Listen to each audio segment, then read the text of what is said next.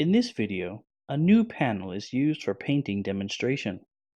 To spray a newly replaced panel, it is required to spray float coat primer so as to ensure the coating adhesion. Firstly, check the surface of the panel and spray float coat primer as per grinding-free primer process. If the panel surface is free of damages, repair is required if any damage is found. Clean the newly replaced panel thoroughly after cleaning. Plate grinding. Red scouring pad can be used to polish the inside of panel. The external surface of the panel shall be ground by number 3 grinding head and number P320 sanding paper. During the grinding, it is necessary to avoid or reduce the problems of metal exposure in the corners of panel. If a large area of metal is exposed, the epoxy primer shall be applied first, and the corner of the panel and the inside of panel shall be thoroughly ground. Panel cleaning. When the grinding is over, use the blowgun to clean the inside and outside surface of the panel. Degrease and clean the panel surface using degreasing agent. Spray degreasing agent onto the panel surface using a spraying kettle. Wipe off the degreaser using clean rag before it violates. Never fail to wipe off the degreaser before it gets dry. If the degreasing agent has evaporated before wiping off, oil or grease particles remain on the panel surface. Defects like fish eyes may occur on the sprayed surface. When degreasing is over, gently wipe the panel surface to be painted with a dust cloth to remove all dust and dirt. Paint blending. Primer blending shall be performed with reference to the paint product manual. Prepare the primer according to the selected process. Ensure that the primer is evenly stirred, filter it with a funnel, and add it to the spray gun. Applying the grinding-free primer. Spray grinding-free primer using a top coat spray gun for 1 to 1.5 layers to ensure that the post-spraying primer texture are uniform and smooth, and that the surface is free of dirty spots and sagging. After drying at room temperature for 15 minutes, apply the top coat and perform grinding before you go to a next step if the spraying coating shows any defect. 2. Spraying the metallic base coat. Adjusting the spray gun.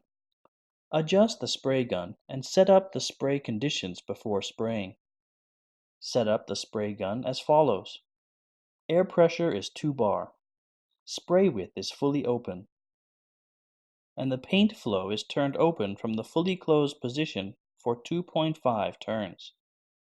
Adjust the spray gun supply pressure, spray width, and paint flow according to these requirements. Test the spraying width of the post-adjustment spray gun using a sheet of shielding paper. Spraying the base coat.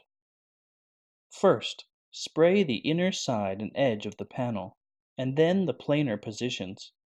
If that order is reversed, the paint mist will adhere to the plane and result in poor spray quality. Or, the paint tends to deposit on the surface and causes the problems such as dust spots. The spray gun shall also be moved from the top down, and a distance of approximately 20 centimeters shall be kept between the spray gun and the coating surface. Perform spraying with the 2/3 overlapping and allow forming a thin coat. Check and confirm that the surface is free of fish eyes and other defects. Thoroughly check and confirm the drying of the coating from different angles. Once the surface gets touch dry, go to the colored spray step. Colored spraying of base coat.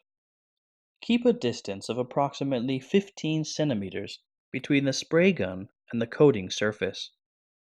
Perform spraying with an overlapping of 3/4 to form a wet coating, and allow the coating to form a glossy appearance.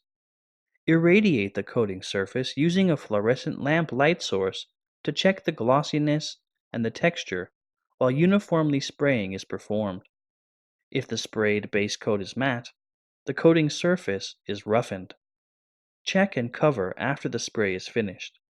If the covering is incomplete, repeat spraying after flash drying. Decorative spraying of base paint.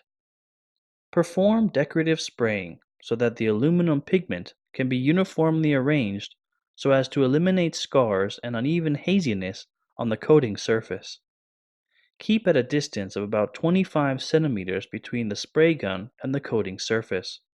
Perform spraying with a 3/4 overlapping.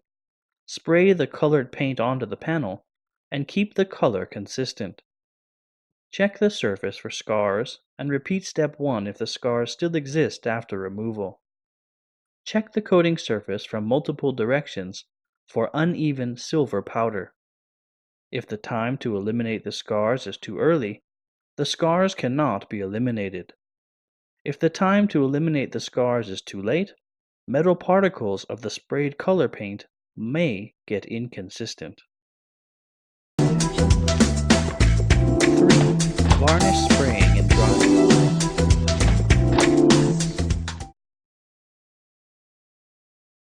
Varnish spraying. The sprayed varnish can form a thin coating. If the varnish is sprayed too wet or too early, it is easy to cause the silver powder particles to float upwards. Maintain the preset spray state during spraying and illuminate the surface using a fluorescent light to check gloss and texture.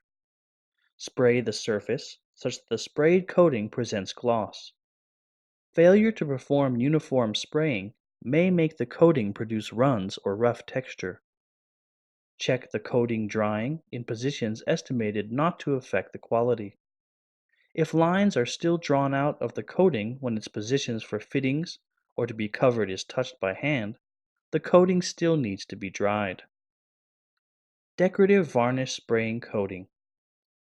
To spray a uniform varnish coating, pay attention to the post-spraying paint film texture, fullness, and gloss. For decorative spraying, divide the steel sheet into 2 sections and check their spraying respectively. Spray the upper surface first so that it conforms to the texture of the undamaged section.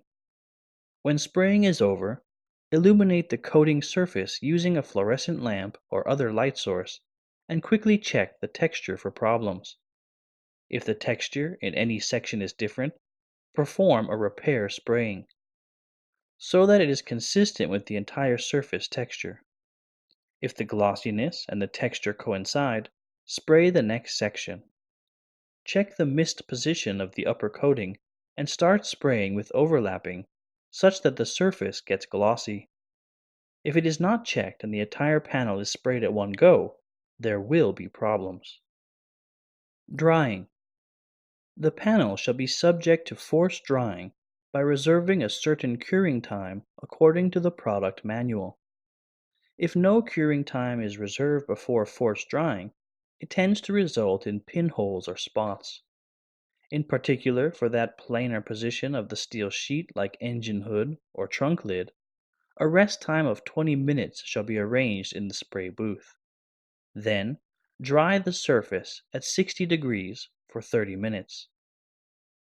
Finally, through the introduction above, we hope that we could master the method and precautions for metal paint spraying and keep on learning and exploring in future practice.